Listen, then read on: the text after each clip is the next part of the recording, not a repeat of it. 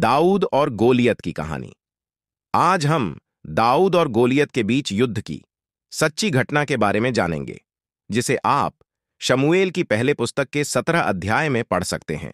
जब पलिश्ती और इस्राएली युद्ध के लिए खड्डधी थी।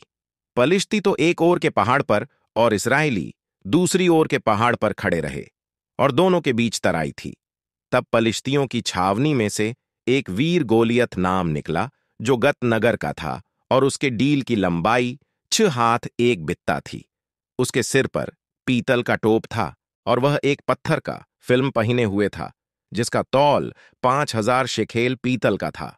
उसकी टांगों पर पीतल के कवच थे और उससे कंधों के बीच बरछी बंधी थी।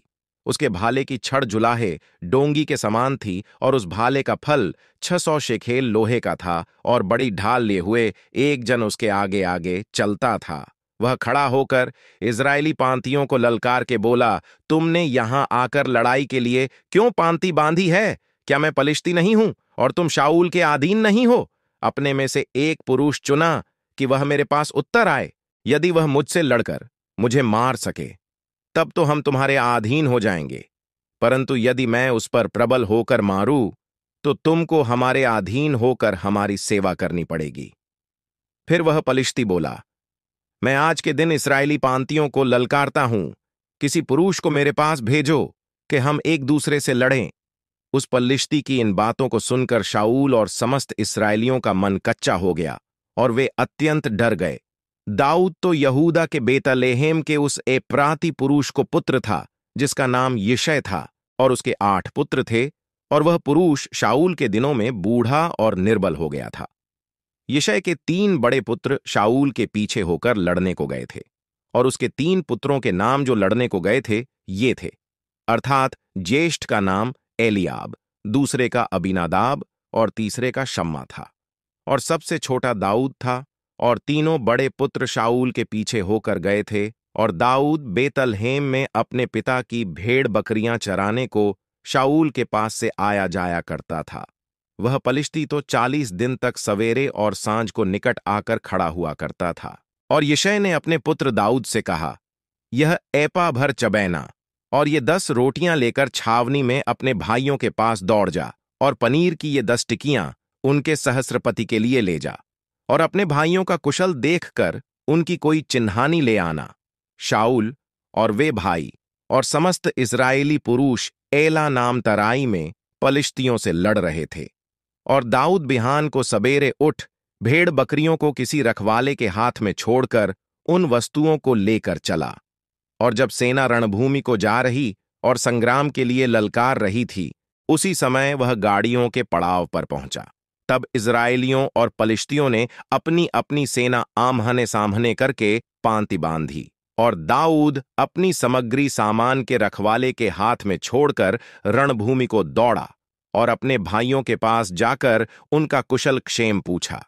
वह उनके साथ बातें कर ही रहा था कि पलिश्तियों की पांतियों में से वह वीर अर्थात गतवासी गोलियत नाम वह पलिश्ती योद्धा चढ़ आया और पहले किसी बातें कहने लगा। और दाऊद ने उन्हें सुना। उस पुरुष को देखकर सब इजरायली अत्यंत भय खाकर उसके सामने से भागे।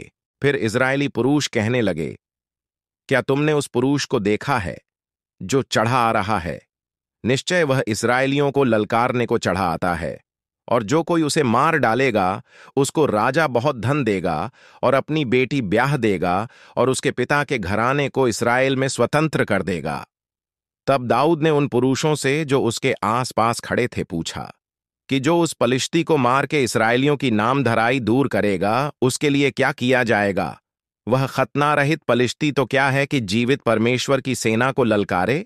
तब लोगों ने उससे वही बातें कहीं, अर्थात यह कि जो कोई उसे मारेगा उससे ऐसा ऐसा किया जाएगा।